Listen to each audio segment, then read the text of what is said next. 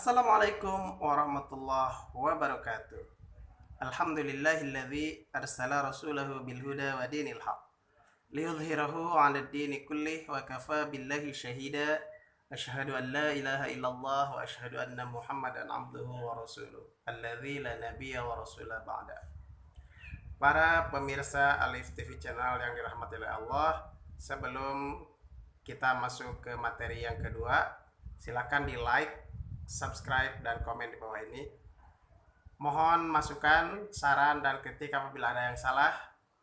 Itu menjadi pembelajaran bagi saya sendiri. Baik, kita mulai materi yang kedua.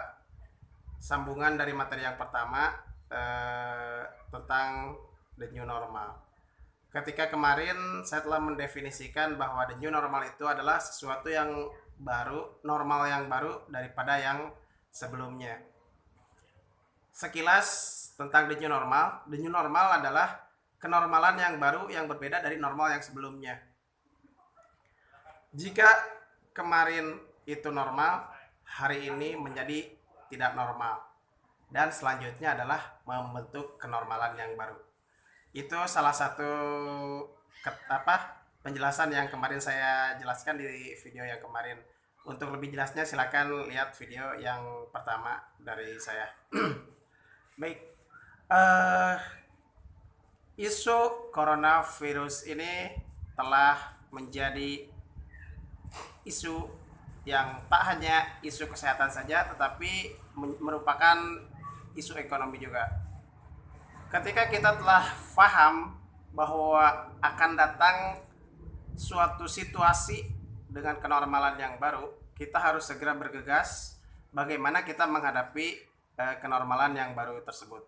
Terutama yang saya bahas di sini adalah permasalahan ekonomi. Karena dampak terbesar setelah isu kesehatan dari coronavirus ini adalah isu ekonomi, di mana ini merupakan kebutuhan dasar bagi semua orang, semua manusia, sehingga dengan kita memahami bahwa isu ini adalah tak sekedar isu kesehatan tapi isu ekonomi, maka kita akan lebih siap menghadapi situasi the new normal, kenormalan yang baru. Kita harus menganalisis apa sih yang harus kita persiapkan di kenormalan yang baru, karena ilmu yang kemarin dianggap normal, dianggap wah, dianggap keren, ternyata di di episode selanjutnya yaitu menjadi sesuatu yang tidak normal, usang, dan sudah tidak terpakai lagi.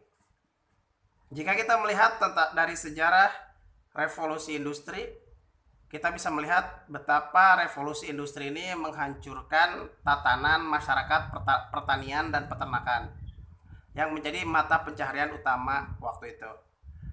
Ketika terjadi revolusi industri, semua jenis-jenis pernak-pernik aksesoris tentang pertanian semuanya hancur luluh. Semua diindustrialisasi, tak terkecuali pertaniannya itu sendiri diindustrialisasi.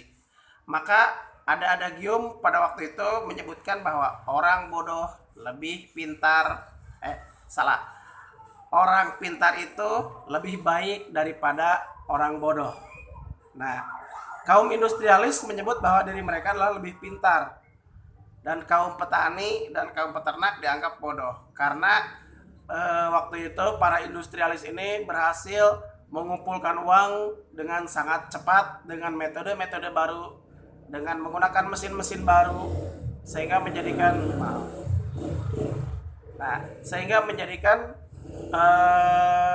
pola produksi, pola konsumsi itu berjalan begitu cepat. Era industri ini ditandai dengan kapitalisme yang begitu masif, sehingga muncul isme-isme yang lain juga. Nah, isu revolusi industri ini lalu akhirnya bergeser menjadi isu revolusi teknologi, sehingga di zaman revolusi teknologi ini orang pintar tidak lebih baik daripada orang cerdas. Ketika zaman dahulu orang pintar diagung-agungkan, orang punya titel diagung-agungkan. Wah, dia orang pintar.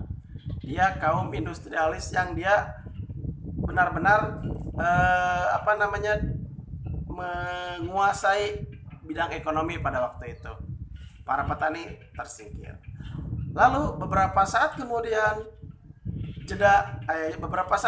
hilang masa revolusi industri, lalu muncul masa revolusi teknologi. Di situ semua orang pintar tersisihkan karena kalah dengan orang cerdas. Apa bedanya orang pintar dengan orang cerdas? Orang pintar itu dia memiliki kemampuan untuk melakukan sesuatu. Tetapi orang cerdas itu, kalau orang cerdas apa? Orang cerdas adalah orang yang dia tidak bisa melakukan sesuatu, tapi dia bisa menyuruh orang lain melakukan sesuatu. Nah, itu orang yang cerdas. Sehingga percepatan ekonomi lebih cepat daripada zaman revolusi industri. Nah, di sini kita harus memahami ketika muncul teori the new normal, sebetulnya tidak jauh berbeda dengan revolusi industri dari pertanian ke revolusi industri, dari revolusi industri masuk ke revolusi teknologi. Nah, sekarang teori barunya adalah the new normal atau kenormalan yang baru. Menyebutnya seperti itu. Wallahu alam nanti akan terjadi revolusi apa di the new normal itu, karena dari revolusi industri ke revolusi teknologi itu juga sama sebagai the new normal, kenormalan yang baru. Jika dahulu orang yang punya jabatan tinggi, pintar, cerdas, mempunyai kedudukan tinggi, mempunyai kekayaan yang berlimpah. Tapi zaman teknologi, orang yang cerdas yang bisa memanfaatkan kepintaran orang lain itu lebih kaya daripada orang-orang yang pintar.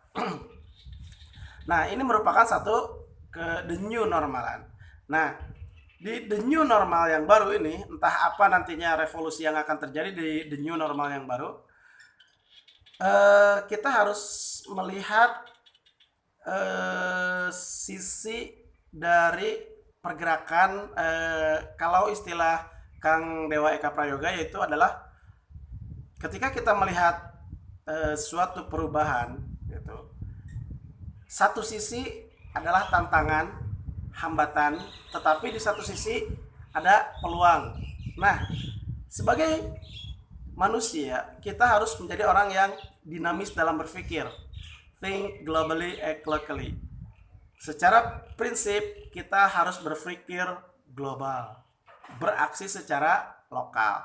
Nah, kita harus berpikir bahwa harus berubah dari keadaan yang sebelumnya dianggap normal menuju ke kenormalan yang baru. Nah, di dalam di dalam pemahaman Kang Dewa Eka Prayoga disebutkan bahwa kalau kita melihat satu prinsip ekonomi, di situ ada yang disebut dengan let's follow the money attention, yaitu mari kita ikuti kemana perhatian uang. Nah, ketika kita memahami rumus ini, kita tidak akan gampang untuk meninggalkan kenormalan yang lama. Sebagaimana para petani yang gampang untuk beralih ke industri, dan sebagaimana kaum industrialis yang gampang berhadapan dengan kaum teknologi, kaum milenial, the strawberry killer kalau kata siapa? Bukan the strawberry killer, the strawberry generation kata siapa? Yang punya itu jamu itu. Nah, itu kita harus memahami bahwa kita harus siap dengan perubahan-perubahan yang terjadi.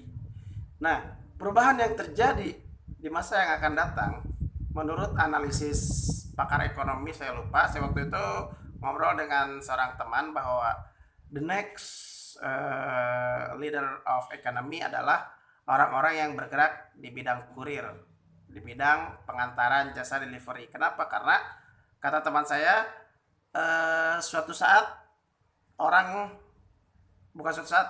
makin ke depan orang makin lama makin malas, orang makin malas keluar rumah. Ketika ditambah dengan pandemi COVID-19 ini, orang semakin malas, bukan karena malasnya saja, malas, dan takut. Nah, kita mencoba bukan memanfaatkan ya, maksudnya kita mencoba memberdayakan bahwa dengan keadaan seperti itu kita harus melihat ada peluang, yaitu apa? Orang takut keluar rumah sehingga saya yang mengantarkan makanan ke rumah, misalnya kalau untuk yang berbisnis makanan atau berbisnis sayur atau apapun sekarang menjadi dikirim ke rumah.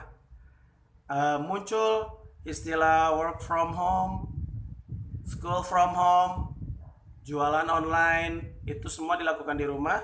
Dan ketika sebagiannya dilakukan di rumah, sebagian yang lain harus ada yang mengantarkan kan. Nah, makanya kalau melihat kecenderungan ini, maka saya melihat bahwa the new normal ini, ekonomi yang akan memimpin itu adalah bisnis delivery.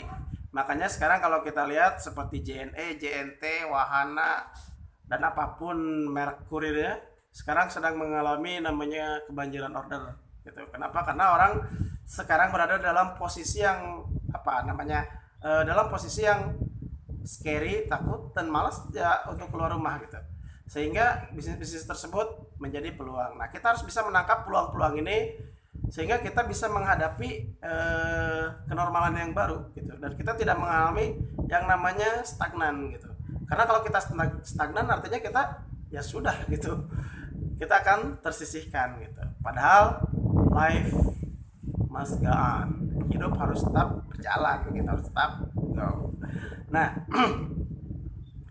kalau kita melihat dari sudut pandang ini bahwa kita harus memahami itu delivery itu bukan satu-satunya yang bisa kita lakukan di kenormalan yang baru ya, atau di masa wabah ini, karena sekarang juga dunia telah berubah, cara berpikir, cara bekerja, segala caranya sekarang telah berubah. Makanya kita juga harus berubah dalam platform bisnis kita. Kita jangan, kalau bahasa saya, jangan fanatik saya penjual A, saya penjual B gitu. Tapi kita harus ingat prinsip yang tadi, let's follow the money attention. Kita harus melihat kemana arah uang, kemana perhatian uang itu. Nah, sebagai contoh, kalau kita lihat misalnya kasus COVID-19 ini, orang scary semua. Semua bisnis yang sifatnya normal pada waktu yang lalu, mall, supermarket, retail, dulu berjalan normal dan menjadi raja gitu. Tetapi hari ini ambruk. Matahari, Ramayana, Carrefour, semua ambruk. Kenapa? Karena ada sesuatu yang baru. Ada pandemik seperti ini, ada perubahan sikap dari konsumen yang dahulunya berjalan-jalan ke mall, belanja ke mall, nongkrong di kafe, sekarang berubah sikap menjadi malas, atau yang tidak malas pun takut virus, sehingga akhirnya merubah semua platform bisnis. Mungkin zaman dahulu kafe yang cozy menarik karena bisa nongkrong di situ, tapi hari ini tidak akan ada yang nongkrong. Kenapa? Karena orang scary, takut terhadap pandemi ini. Maka kita harus merubah, meng-create pola-pola bisnis kita yang baru di masa yang akan datang. Nah, pada kesempatan kali ini juga kita belajar tentang kita bagaimana sih kita melihat uang itu kemana larinya gitu. Apa dulu yang harus dianalisis?